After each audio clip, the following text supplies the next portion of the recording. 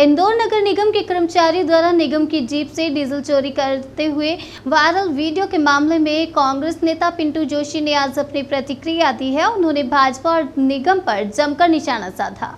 दरअसल शहर के चिकमगलूर चौराहे पर कांग्रेस नेता पिंटू जोशी के द्वारा रुद्राभिषेक का आयोजन करवाया गया, जिसमें हजारों की संख्या में महिला पुरुष श्रद्धालुओं ने भाग लिया। जहां पिंटू जोशी ने इस आयोजन के साथ ही तमाम मुद्दों को लेकर मीडिया के सामने अपनी बात रखी। जहां उन्होंने निगम के वहां से डीजल चोरी के मामले में कहा कि ये दुर्भाग्य है कि देश के सबसे स्वच्छ शहर में जहां अपनी कमाई का टैक्स लोग निगम को देते हैं और उसका किस तरह दुरुपयोग हो रहा है, लूट मची है, यह सामने आने लगा है।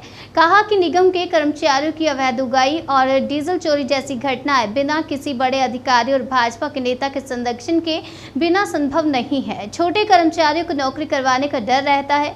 पिंटू जोशी ने चुनाव विशाल में अपनी दावेदारी को लेकर कहा कि क्षेत्र की जनता उन्हें अपने परिवार का सदस्य मानती है और वह पार्टी के कार्यकर्ता है। वहीं रजवाड़ा क्षेत्र में बीते दिनों फुटपाथ के दुकानदारों द्वारा अपनी सामग्री की होली जलाने के मामले में कांग्रेस नेता ने भाजपा और निगम पर जमकर निशाना साधा और कहा कि भाजपा शासित में अमीरी गरीबी का भेदभाव हटाना चाहिए और गरीबों को भी रोजगार मिलना चाहिए। और सावन के इस विशेष महीने में जब हमको 2 बार सावन का सौभाग्य मिला है, अधिक मास का सौभाग्य मिला है, तो इस दौरान शिव जी की आराधना करने से, रुद्राभिषेक करने से विशेष लाभ पुण्य मिलता है। इसी के विचार लेकर हम हमारे विधानसभा में प्रत्येक वार्ड में, प्रत्येक मोहल्ले में जाकर माताओं, बहनों एवं परिवारों को रुद्राभिषेक का आयोजन रख रहे हैं। इसके पीछे विचार ये है कि प्रभु भोलेनाथ जी का जो 12 ज्योतिर्लिंग का विशेष पूजन है, वो सभी माताओं बहनों को उसका लाभ मिले, सभी परिवारों को उसका पुण्य मिले। आज हमने चिमनबाग में लोधी समाज धर्मशाला पे कार्यक्रम रखा है।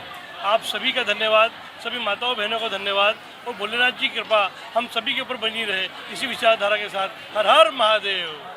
यहाँ आप अच्छा अनुष्ठान कर रहे हैं, वहीं निगम के वाहन से डीजल चोरी का मामला सामने आया, जिसकी वीडियो भी सामने आया वैसा। अब देखिए, इंदौर में बड़ा विडम्बना है कि एक तरफ तो हम इंदौर में हम सबसे साफ शहर कहते हैं, लेकिन जनता की मेहनत की कमाई का जो टैक्स सर्वाधिक देश में हम इंदौरवासी दे रहे हैं, उसका दुरुपयोग डीजल चोरी और नगर निगम कर्मचारियों की अवैध उगाही के द्वारा देखा जा रहा है।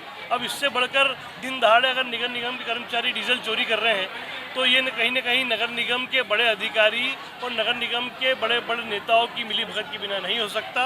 अन्यथा एक पाई भी चुराने में सरकारी कर्मचारी डरता है कि कहीं मेरी नौकरी नहीं चले जाए।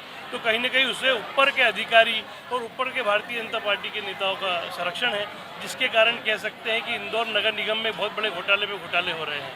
मतलब बीजेपी की प्रत्याशी की सूची आ गई है जी।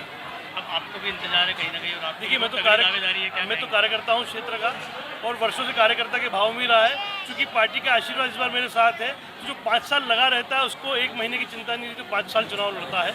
और मेरे साथ मेरे क्षेत्र के लोग हैं, उनको मुझे परिवार के सदस्य मानते हैं और ये मेरी पदवी सबसे बड़े है कि यहाँ मुझे नेता नहीं, लोग अपने घर का भाई भतीजा मानते हैं। मतलब 3 नंबर विधानसभा में कल छोटे जो दुकानदार होते हैं उन्होंने राखियों की होली जलाई है। बड़े दुर्भाग्य की बात है कि हम इंदौर में अमीर लोगों की तो तिजोरियाँ भरने में लगे हैं, लेकिन गरीबों का पूछने वाला कोई नहीं। राजवाड़ा जनता चौक पर अगर व्यापारी की शिकायत के कारण बाहर के ठेले वालों को हटाना था, तो उन्हें उचित व्यवस्था देकर कहीं न कहीं पुनर्वास करना था, जिससे उन लोगों की राखी दिवाली भी अच्छी बने। आज गरीबों का इंदौर में कोई नाम लेने वाला नहीं है, गरीबों का समर्थन करने वाला नहीं है। मैं चाहता हूं कि भारतीय जनता पार्टी की सरकार अमीर गरीब का भेद मिटा दे और सभी को एक समान नज़रों से देखे, गरीबों को सम्मान दे। बड़ी मुश्किल से काम धंधा व्यवसाय करके अपने परिवार का ईमानदारी से पेट पालते हैं। आज अगर गरीबों को रोजगार नहीं मिलेगा तो कहीं न कहीं वो अपराध की ओर जाएंगे।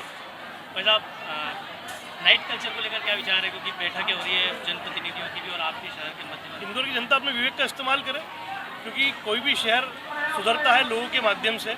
लोग अपने जो इंदौर से बाहर आए लोग हैं, वो इंदौर की तासीर को नहीं समझते हैं। हम पुराने इंदौरी से समझते हैं। अगर इंदौर कोई आता है तो उससे हमारी उसे निवेदन भी मान लीजिए और चेतावनी भी मान लीजिए कि अगर इंदौर में रहना है तो इंदौर जैसा बनना पड़ेगा, इंदौरी जैसा व्यवहार करना पड़ेगा, इंदौरी जैसा आचरण करना पड़ेगा। क्योंकि बाहर के जो लोग इंदौर में आ रहे हैं बड़ी संख्या में, वो अपने शहर को अपना माने। आज इंदौर दोनों हाथ से उनको अपना आशीर्वाद दे रहा है, तो शहर की शुचिता बनाने में भी अपने उसे योगदान दें। धन्यवाद।